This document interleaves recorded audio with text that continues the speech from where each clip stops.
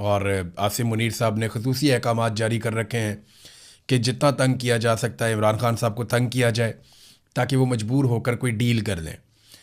یعنی ایک آدمی کو جب آپ ایک لیول سے زیادہ تنگ کرتے ہیں، پریشان کرتے ہیں، اس کو قید تنہائی میں رکھتے ہیں، اس کی فیملی کو نہیں ملواتے، اس کی آنکھ بھی ضائع کر دیتے ہیں اور ملٹیپل چیزیں آپ کرتے چلے جاتے ہیں، تو ایک وقت آتا ہے آپ کو ایسا لگتا ہے کہ اب یہ آدمی ٹوٹ جائے گا اور میرے ساتھ کوئی نہ کوئی ڈیل کر لے گا.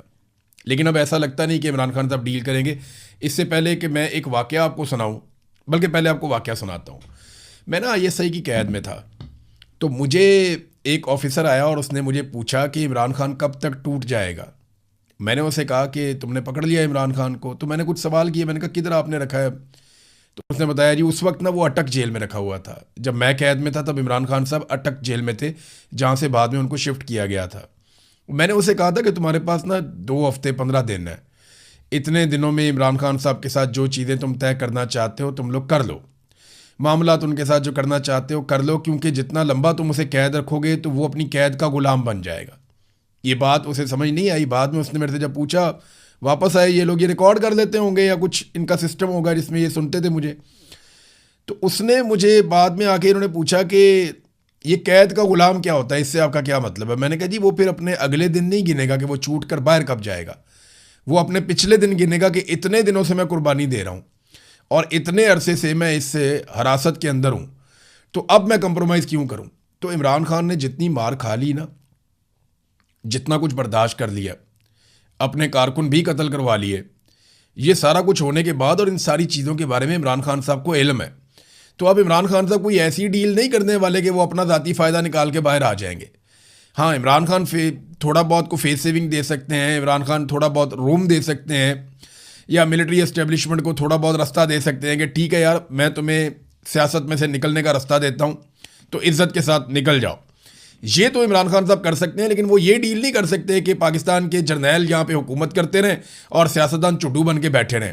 یہ مجھے نہیں لگتا کہ اب عمران خان کر پائے گا اتنی مار کھانے کے بعد. یعنی انسان جو قربانی دیتا ہے وہ قربانی اس کے اوپر ایک بوجھ بن جاتی ہے کہ کیونکہ میں نے یہ قربانی دی ہے لہٰذا اب میں پیچھے نہیں ہٹ سکتا. یہی عمران خان صاحب کے ساتھ ہوگا اور اس بات کی عاصم منیر صاحب کو ابھی سمجھ نہیں آئے گی، کیونکہ انہوں نے زندگی میں کبھی مشکل وقت دیکھا ہی نہیں، اس طرح کی کبھی چیزوں کا سامنا کیا ہی نہیں انہوں نے.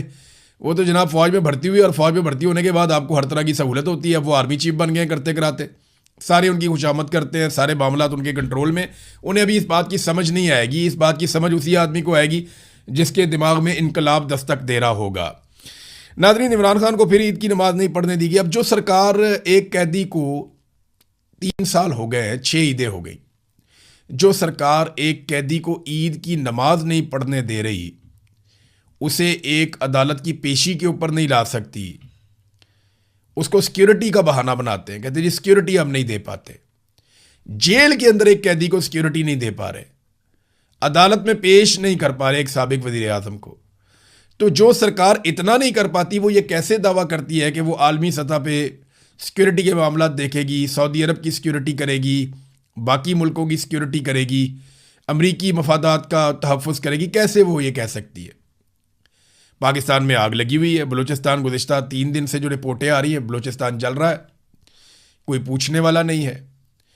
نہ فیلڈ مارشل، وزیر داخلہ چلے گئے ہیں ایک مقدس سفر کے اوپر، اللہ تعالیٰ قبول فرمائے ان کی عبادت. لیکن کون ہے جو پاکستان کو دیکھے، بلوچستان کو دیکھے؟ بلوچستان بے یار و مددگار ہے. وہاں کا وزیر اعلیٰ بھی کھل کر پھر نہیں سکتا، باہر نہیں نکل سکتا. کوئٹہ سے باہر جائے نا، کوئٹہ کے اندر بھی نہیں گھوم سکتا. تمام شرائیں بند ہو جاتی ہیں. جس کا دل کرتا ہے جہاں پہ آ کے ناکہ لگاتا ہے اور لوٹنا شروع کر دیتا ہے. کتنے ہی لوگ شہید ہو گئے گزشتہ 3 دنوں کے اندر، یہ ڈیٹا تو جاری بھی نہیں کیا جاتا. ایک طرف پاکستان کو اس طرح جلایا جا رہا ہے اور وہ آوازیں جو پاکستان کو بچانے والی آوازیں ہیں، انسانی حقوق کی آوازیں ہیں جنہیں لوگ سنتے ہیں، ان کو دبا دیا گیا. مہارنگ بلوچ اور بلوچستان کے بہت سارے ایسے لوگ جن کی معتبر آواز ہے انسانی حقوق کے حوالے سے، انہوں نے کیا ہے؟ وہ اپنے لوگوں کے لیے آواز اٹھا رہے تھے اور لوگ ان کی بات مانتے ہیں. آج عاصم منیر صاحب اپنی پوری طاقت اکٹھی کر کے بلوچستان میں اپنی ساری فوج لگا کر ایسا جلسہ نہیں کر سکتے جیسا وہ مہارنگ بلوچ کو چھوڑیں تو اس کا استقبال ہو جائے گا اگلے 10 گھنٹوں میں. یہ بات ایک سچ ہے، حقیقت ہے.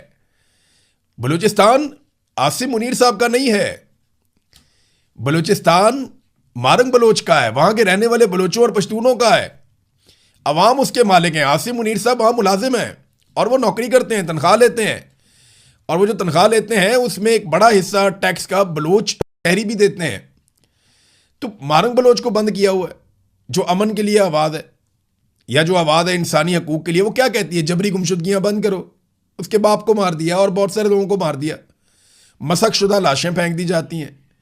تو جبری طور پہ لاپتہ کرنا دنیا کے کسی قانون میں جائز نہیں ہے, وہ منع کرتے ہیں اس سے.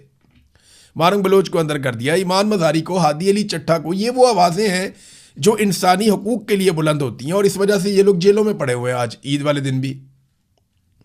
عمران خان صاحب, یاسمین راشد, محمود الرشید, اعجاز چودھری, عمر چیمہ, بشرا بی بی ہے, عالیہ حمزہ ہیں, سنم جاوید ہیں, فلک جاوید ہے.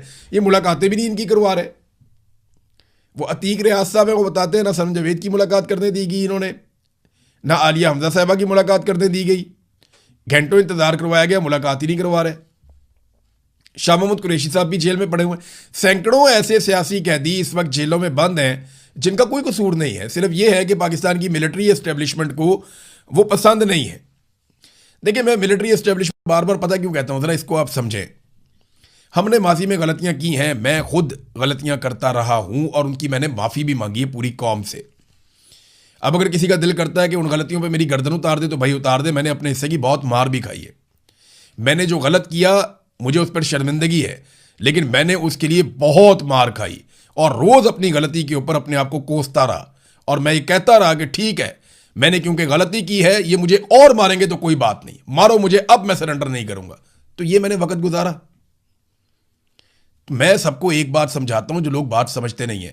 آپ جب سیاست دانوں کے اوپر زیادہ کیچڑ اچھالتے ہیں نا, دیکھیے ان کی جتنی ذمہ داری ہے اتنا ان پہ ضرور ڈالیں. جب وہ ٹاؤٹ گیری کریں اور اسٹیبلشمنٹ کے جوتے پالش کریں تو انہیں ضرور آپ مینشن کریں, انہیں آپ ضرور اس بات پہ شرمندگی دلائیں. یعنی سیاست دانوں کو صرف ایک بات پہ شرمندہ کریں کہ جناب آپ جرنیلوں کے ساتھ تعلقات کیوں رکھتے ہیں.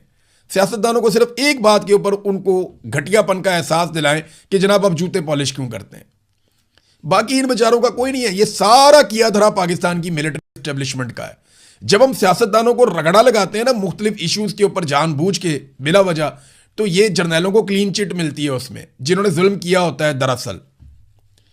یعنی جو کام کیے جنرل باجوہ نے وہ آپ عمران خان کے کھاتے میں, اور جو اس سے پہلے جرنیل نے کیے وہ آپ نواز شریف کے کھاتے میں, اور جو آج ہو رہے ہیں عاصم منیر صاحب کر رہے ہیں یا ان کی آئی ایس آئی یا ان کی ایجنسیاں کر رہی ہیں, وہ آپ اٹھا کے شہباز شریف کے کھاتے میں کیسے ڈال سکتے ہیں.